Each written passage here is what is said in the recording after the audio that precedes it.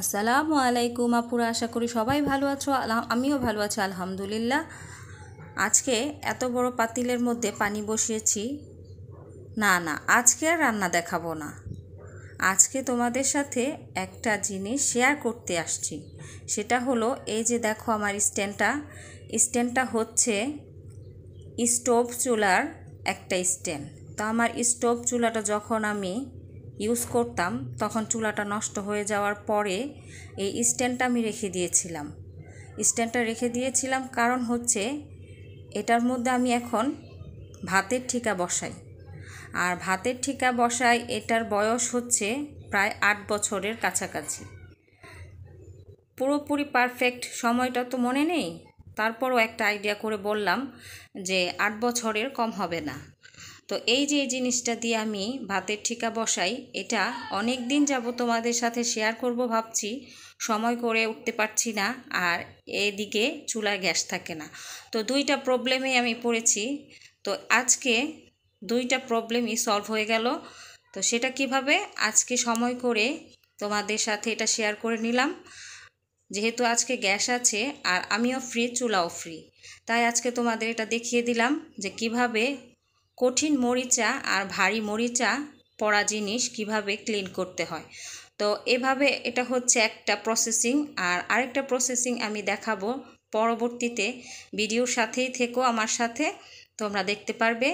তো এই যে এইভাবে আমি যেটা ক্লিন করলাম, সেটা একটা বড় পাতিলের মধ্যে তুমি পানি বসাতে হবে তোমার। আর চুলার মধ্যে অবশ্যই গ্যাস থাকতে হবে। পানিটা বলক আসলে প্রায় আমার সময় লেগেছে 1 ঘন্টা। তো এই 1 ঘন্টার মধ্যে আমি এটা পরিষ্কার করে ফেলেছি। তো কিছুক্ষণ ভিজিয়ে রাখতে হবে অবশ্যই। আর এটা করতে হবে একেবারে ফ্রি সময়ে, যখন তুমি ফ্রি থাকবে, কোনো তাড়া থাকবে না, তখন তুমি বসিয়ে রেখে তোমার কাজকর্ম শেষ করতে পারবে। তো আমি তো ক্লিন করে নিলাম, তোমাদের সাথে সেটা শেয়ার করলাম। আর এই দিকে সকালে মুরগি ডিম পেড়েছে। তো মুরগির ডিমটা আনার সময় আমাকে মুরগিটা ঠোকর দিতে চাচ্ছিল। আমি অনেক ভয় পাই, তোমাদের আগেও শেয়ার করেছিলাম এই কথাগুলো, যে আমি খুব কম মুরগির খাঁচার সামনে যাই, কারণ আমার ভয় করে। মুরগি পালি ঠিকই, কিন্তু মুরগির সামনে যাওয়ার অভ্যাসটা হয় না এখনও, ভয় পাই। আর এই যে মেয়ের এক্সাম চলছে, মেয়ে সকালে উঠে পড়তে বসছিল। তো নাস্তা টাস্তা খাওয়া শেষ হয়ে গেছে এইদিকে। তো নাস্তা খাওয়ার শেষে তোমাদের সাথে আরেকটা জিনিস ক্লিন করার শেয়ার করছি। সেটা হচ্ছে আমার ফ্রাই প্যানটা তোমরা নিশ্চয়ই দেখেছো যে আমি সব সময় এটাতে রান্না বান্না করি। তো এটা কিন্তু এরকম ছিল না। আমার ছেলেটা যখন আমার পেটে ছিল, আমার ছেলে যখন আমার গর্ভে ছিল, তখন কিন্তু এই যে এই ভারী কাজকর্ম কিন্তু আমি করতে পারতাম না। তখন আমার মা, কিন্তু সবার মাই কিন্তু হেল্প করে এই সময়টাতে। তো আমার আম্মু আমার বাসায় এসে কয়েক মাস থেকেছিল। তো থাকার পাশাপাশি সে সব কিছুই করেছে। আলহামদুলিল্লাহ আমার আম্মুর থেকে আমি অনেক হেল্প পেয়েছি। তো এখন কিছুদিন যাবৎ আসে না, যাই হোক, যে কোনো কারণেই আসা হয় না। তো এই যে ফ্রাই প্যানটা তখন একেবারে সাদা ছিল। আর আম্মু রান্না করতে করতে যেহেতু বয়স হয়ে গেছিল, প্রতিদিন এত মাজা ঘষা করতে পারতো না। তাছাড়া আমিও তেমন একটা জোর দিয়ে, যেহেতু সিজার হয়েছে আমার বাচ্চাটা, তাই আমি বেশি জোর দিয়ে কোনো কাজকর্মই করতে পারতাম না। তাই 1 দিন 2 দিন 3 দিন এই সময় করে এইটা এই কালার হয়ে গেছে, কালো। তো দেখবে জোর দিয়ে কোনো কিছু মাজা ঘষা না করলে কিন্তু এগুলা কালো হয়ে যায়। তো এই তো আজকে আমি তোমাদের সাথে 2টা প্রসেসেই দেখালাম, যে একটা হচ্ছে গরম পানিতে দিয়ে কিভাবে তোমরা কঠিন মরিচা, ভারী মরিচা উঠাতে পারবে। আর একটা হচ্ছে শুধু চুলার মধ্যে অল্প তাপে বসিয়ে দিয়ে মরিচা কিভাবে উঠায়। তো এই তো দেখালাম যে অনেকক্ষণ বসিয়ে রেখে, যেহেতু তোমার পাত্রটা গরম হয়, গরম হওয়ার পাশাপাশি তুমি কিছুক্ষণ পর তোমাদের সময়টা আমি পারফেক্ট সময়টা বলে দিই। 15 মিনিট পর গেলেই হবে। 15 মিনিট, আধ ঘন্টা এরকম গেলেই হবে। তখন তুমি গিয়ে একটু খুরচুনের মাথা দিয়ে অথবা ছুরির মাথা দিয়ে একটু হালকাভাবে ঘষা দিলেই না ওই মরিচাগুলো উঠে যায়। তো আমি তো তোমাদের দেখিয়েছি, সব কিছুই দেখালাম। তোমাদের ঘরের মধ্যে যদি কোনো এইরকম পাত্র থেকে থাকে তোমরা সেটা পরিষ্কার করতে পারবে। তো সেই জন্যই আমার দেখানো এই কাজগুলো। আর এই যে আমি ঘর মোছা ঝাড়ু সব কিছুই করে নিলাম। দুপুর হয়ে গেছে।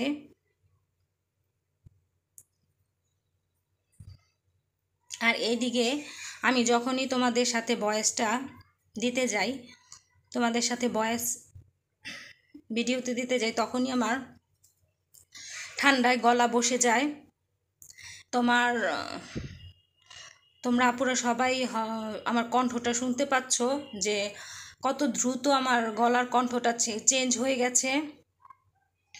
আমার খুব ঠান্ডা লেগেছে মাঝে মধ্যে ভয়েস দেওয়ার সময়। এই যে এইরকম গলার কন্ডিশন হয়ে যায়, কি করার আছে। তো মেডিসিন নিচ্ছি, গরম পানি ইউজ করছি, তারপরও একটু বেশি কথা বলার পর এই অবস্থা হয়ে যায়। তো কিছুই করার নেই, আমার জন্য দোয়া করো। আর এইদিকে যে দেখো আমি ঘর সব কিছুই ক্লিন করে নিলাম।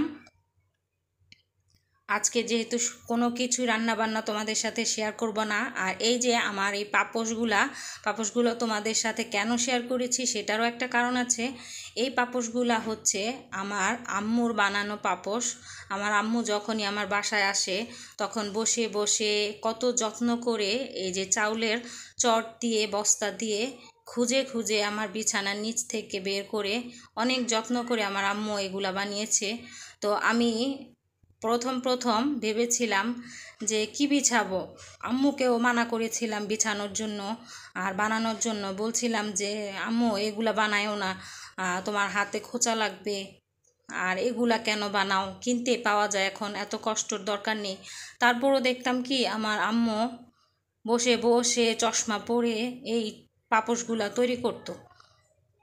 তো অনেক যত্ন করে যেহেতু তৈরি করেছে, আমিও প্রথম ভাবছিলাম যে বিছাবো না, মাঝে মধ্যে বিছাবো, কিনেই আনবো। তো কেন জানি মনটা খুব খারাপ হয়ে গেল অন্য সব চিন্তা ভাবনা এসে। সেই চিন্তা ভাবনাগুলো তোমাদের সাথে একটু শেয়ার করি। এখন আমার আম্মু হয়তো বেঁচে আছে, সেই জন্য আমরা একটু গাফলতি করি, হয়তো কোনো কিছুর পাত্তা দেই না। কিন্তু অনেক আপুদের মা বাবাই বেঁচে নেই, তাদের একটুখানি স্মৃতি দেখার জন্য পাওয়ার জন্য কিন্তু সেই আপুরা কত ছটফট করে। তো সেই কথাগুলো চিন্তা ভাবনা করে আমি পাপোশগুলা বিছানো শুরু করলাম। কেননা যে আমার আম্মু অনেক যত্ন করে, আমার আম্মু অনেক কষ্ট করে এই পাপোশগুলো আমার ঘরে থেকে বানিয়ে নিয়েছে। সে বাসায় গিয়েও এরকম পাপোশ তৈরি করে ঘরে বিছিয়ে রাখে। আমি তোমাদের এর আগেও একটা ভিডিওতে শেয়ার করেছি। তো সবাই সবার বাবা মার অনেক যত্নে করা কোনো কিছুকে দাম দিও, সেগুলাকে ব্যবহার করো, ফেলে রেখো না। আর এইদিকেই যে আমি কাপড় চোপড় ধোয়ার শেষে ছাদে উঠে এসেছি মেয়েকে নিয়ে, ছেলেকে নিয়ে। তো এই যে দেখো আমাদের ছাদ বাগান, এই ছাদ বাগানের কত সুন্দর সুন্দর ফল। তো এই ফলগুলো দেখতে এত সুন্দর লাগছে, কিন্তু জানো এই পেয়ারাগুলোর ভিতরে একেবারে পোকা আর পোকা, পেয়ারাগুলো একটাও খাওয়া যায় না। তো এটা হচ্ছে দুঃখের বিষয়, খুবই কষ্ট লাগে, পেয়ারাগুলি খাওয়ার মতো না, সব পেয়ারাগুলোর মধ্যে পোকা। আর এই যে বিকেলে আমার ছেলেকে আমি মশারি টানিয়ে দিয়েছি, যেহেতু ছেলের মশার কামড়ের একটা অ্যালার্জি জনিত সমস্যা আছে, সেটা আমারও আছে, যে দিনের বেলায়ও মশায় কামড় দিলেই আমার অ্যালার্জি সমস্যা হয়ে যায়, ছিলে যায় আমার শরীরের হাত পা। তো সেই রকমই আমার ছেলেরও এই সমস্যাটা।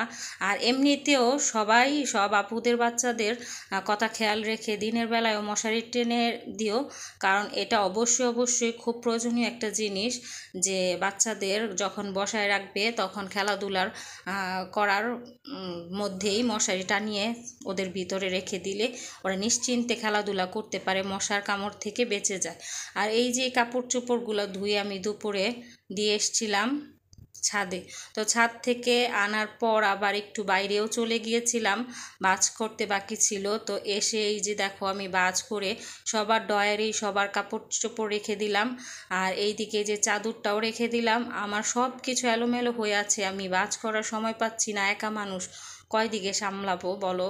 তো এই যে সন্ধ্যার পর মেয়েকে টিচার আসছে পড়াতে, তো ঘরে আম ছিল, সবাই আম কেটে একটু খাওয়া দাওয়া করলাম আর টিচারকেও দিলাম। টিচার বলতে এটা হচ্ছে আমার ননাস, তোমাদের সাথে সব কিছুই শেয়ার করি।